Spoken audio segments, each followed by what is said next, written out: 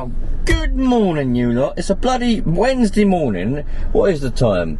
5:10 on a Wednesday morning, and we're loving life. I watched a video yesterday on the 2009 scrappage scheme, and I've been thinking about it ever bloody since. I mean, I knew that it was an absolute disaster for everything related to cars, but you know, until I saw the figures that this bloke had found and put together, I hadn't realised how much of a disaster it bloody well was. There's so many good and old, or even just perfectly roadworthy cars that were just scrapped because the people that own them, well, they wanted £2,000 or more towards a new car. There's no need for that whatsoever. So while I'm sitting in a SO petrol station, well, I'm just about to move actually because I'm going to get blocked in. Let's go and have a little chat about what the bloody hell went on. So in 2009, I was not long out of school. I think I was out of school for about a year. I was doing my apprenticeship as a welder engineer. So I was messing around just, you know, doing that kind of stuff, and I knew that the government had brought out a scrappage scheme for new cars because my little friends at the time were like, oh look, I've got an old car, I've just learned to drive it, I can scrap that and get a brand new one for a couple of £1,000 off. You know, and I didn't really pay a lot of attention. I was thinking, oh, all them old cars are going to get scrapped, blah blah blah, you know, but didn't really pay too much attention to it. But I had no real idea of exactly what was going on and what was happening. I mean, you got 74,000 Fords gone forever. Sierra Cosworths, RS 2000s, there's all sorts.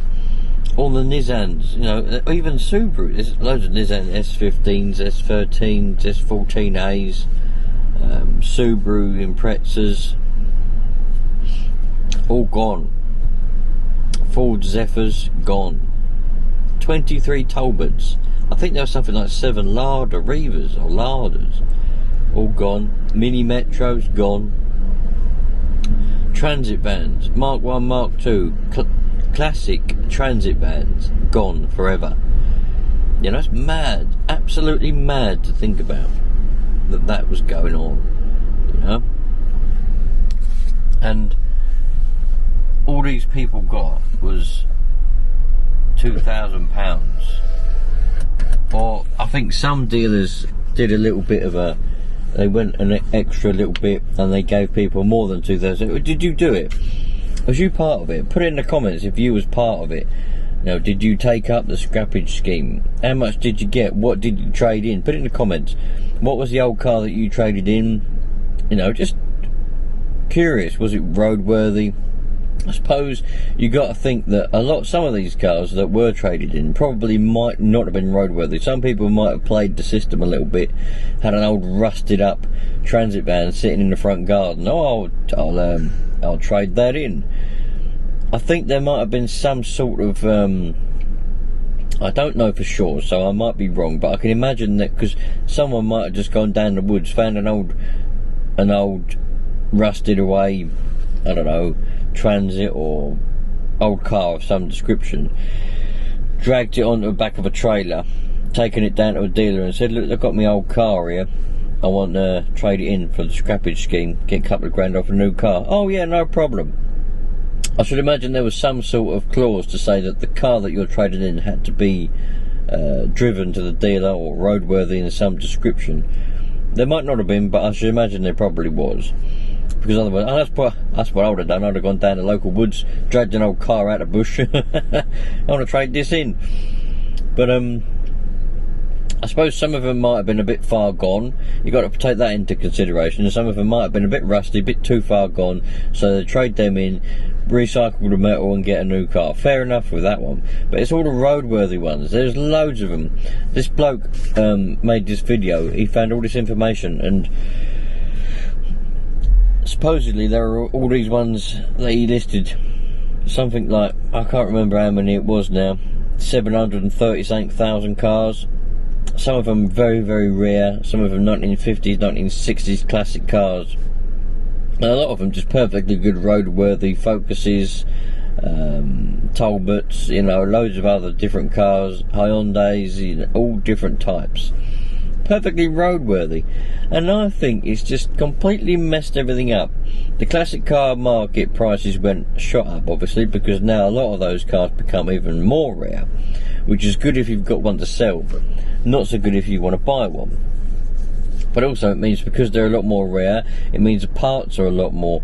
I mean, I don't know what the thing is with scrappage. I don't know the proper ins and outs. I'm just talking about it because I think it's bloody amazing what actually happened. How they managed to pass it off, I don't know how they managed to do that. All that history, all scrapped and gone for good, to be replaced with new stuff, which isn't built as good as the old stuff used to be, you know. A lot of those old cars would be perfectly good, no problem with them whatsoever.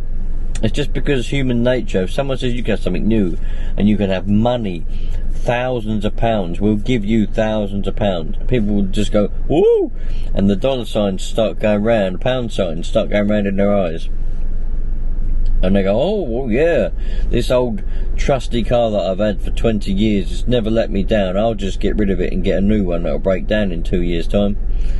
You know what I mean? It's a crazy economy that we live in. I'm pretty sure there was something like nearly 10,000 or so Citroen Saxos going on. I mean, I had 6 Citroen Saxos when I first passed my test. I had a 1.1, and then I had a 1.6 VTR. All the VTSs and VTRs that were scrapped, oh man, it's painful. And I don't know how people done it. I mean, I really don't. I mean, I know that the pound signs were going round in their eyes, you know, and they wanted something new, and but there's nothing wrong with a lot of the old cars. I think what the government did by doing that was just, well, there was no need to do it, was there? No need to get rid of all those old, good old cars. I mean, yeah, the ones that were too far gone, you know, the ones that were rotting on people's driveways, falling apart. You know, you see them, don't you? You go past people's houses and they've got cars sitting on the grass, been there for years, just rusting away. Fair enough, if they're too far gone and can't be saved, then they can be scrapped.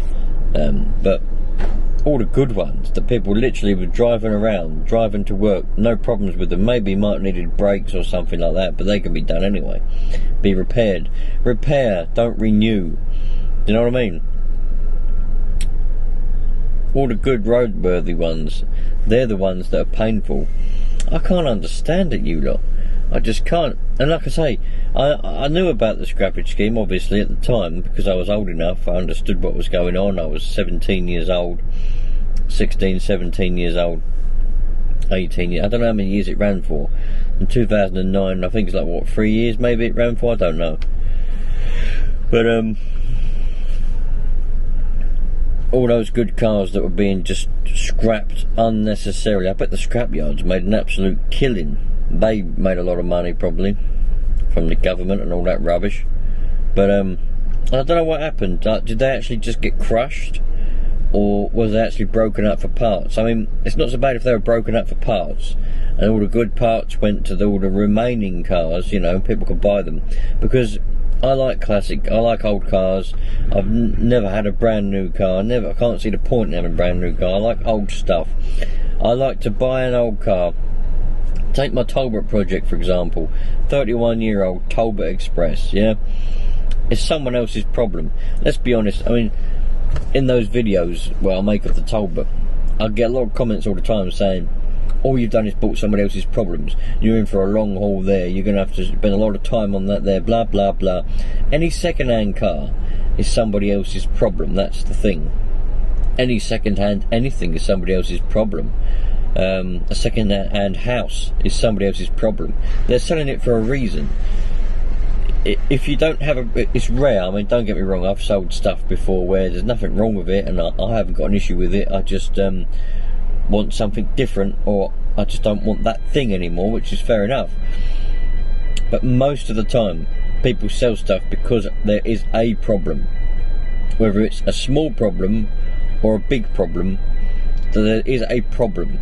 The problem with the car might be that it's using too much fuel for this person to afford, so they want to sell that car to get a smaller car which doesn't use as much petrol or diesel. There's not a problem with the car, but the problem is that it uses a lot of petrol or diesel.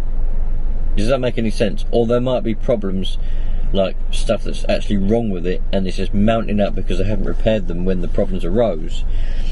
So now you're buying someone else's problem. There's a problem regardless, okay? So you buy anything, there's problems. Now I've got this old Talbot.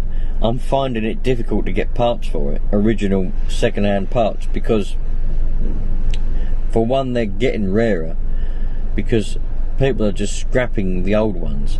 I mean, it didn't say in that information. There was 23 Talbots, but it didn't say what type of Talbots. Were they camper vans, motorhomes, cars? I'd imagine most of them were probably cars, but it didn't say what ones. But I should imagine most of them were vans as well, because I can't find any vans.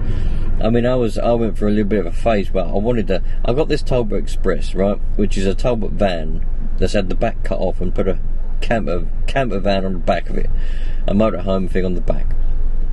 Well, I went through a phase where I really wanted a Talbot van. I wanted a van, just a plain van, panel van, and I wanted to have it for work. But I couldn't find one anywhere. I'm thinking £1,000 or £2,000 I could get myself a nice Talbot van and I'll match my camper van. But I can't find them anywhere. I think it's because they're all been scrapped, you know. But I just think it's a massive shame. So let me know in the comments, did you take advantage of that scrappage scheme? What did you trade in? What was the car that you traded in? What was the condition of it? Was it roadworthy? Was it past it? Did you properly take advantage of the scheme and trade in a car that was far too far gone to be repaired, and you got a brand new car out of it? If you've done it that way, then I can understand, fair enough, you've had a good deal. But I think if you traded in an old car that was nothing wrong with it really, it was perfectly good, might have needed a new brake pads, it might have needed a service or whatever, or maybe a few bits doing here and there, but all those are doable. If you traded something in like that was still going strong, I think you're a bit of a criminal, to be honest. You shouldn't have done that. But anyway, I'm not going to judge you. Put it in the comments, excuse me. Put it in the comments, what did you do? And also, I want to know, I'm just curious, what new car did you get? You know, and how much did you get from the dealer? Because I understand that some dealers, because the idea was the government will give you £1,000 for your old car, and the dealer will match that, so you get £2,000. But some dealers gave more than that, so you ended up with £3, £4, £5 or £6 or more £1,000 towards a new car. I think the bloke in the video that I watched yesterday said that he knew somebody that got £7,000 towards a new car from the dealer, which is well, you know, a lot of those old cars are worth more than that. I reckon some of those people probably were kicking themselves. They probably are now, because they scrapped some of those cars, those RS Cosworths, the Zephyrs. Oh man, those are worth a lot of money now. Some of those cars that were scrapped people probably thought, oh, this is worth nothing, I'm going to scrap it. Now they're worth 20, 30, 40,000 pounds. So if they'd have just kept them and maintained them and done any work that needed to be done, and they would have had 30 or 40,000 pound in the bank by now. I bet a lot of people are kicking themselves. You know, you can buy an RS Cosworth. What are they now? 30 grand or more? You know, I see one on eBay the other day for 36, an RS Cosworth, and in this thing there was loads of those being scrapped. Alright, they might have been crashed or whatever and then still driving, but you don't know that for a fact, do you? So I reckon there's quite a lot of people out there that scrapped some cars who at the time thought, this old banger ain't worth fuck all, but now they're worth a lot of money. But then again, you got to think, if they weren't scrapped and there was more of them out there, are they going to be worth as much? That's the thing. But anyway, I just thought I'd talk about that, because I was blown away by them figures yesterday. Couldn't believe how bad it was. It's you got to watch this government, because at the end of the day, yeah, they're all right in some respects, but when they go doing things like that, launching bloody schemes, scrappage schemes, bring us your old car, which has got nothing wrong with it whatsoever. It just happens to be a little bit older than it was before, and we'll give you a brand new one. It's all about money, because the manufacturers of cars, obviously they weren't selling as many as they wanted, so they went to the government and said, look, we're not selling very many cars, we're not making enough money, we're making billions of pounds a year, but we want to make some more. Can you do anything about it? And the government said, oh yeah, no problem, we'll launch a scheme.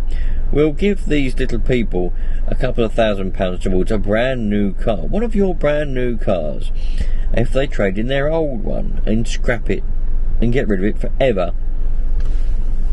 And then, because they see the pound signs going round in their head, they won't be able to resist it. And then that way you'll be able to sell more cars and make more money, and we'll all be happy. Crazy world. Absolutely crazy world. You know, I'm not one of these people who's against the government and thinks that they're all out to get us and all that kind of stuff, but when they go doing silly things like that, I think there's something not right in their heads, you know what I mean? Keep the old cars. There's no need to throw away old stuff and bring in new stuff, which costs a lot more environmental pollution and all that to bloody make. You know, just keep and maintain what you've got, and then only when that is run into the ground and can no longer be maintained and no longer be kept good, then get something new. But if you maintain something well enough, it'll go forever, especially those old cars. Anyway, you lot, I'm going to catch you later on because I've got to go and do some work. But there you go, something to think about.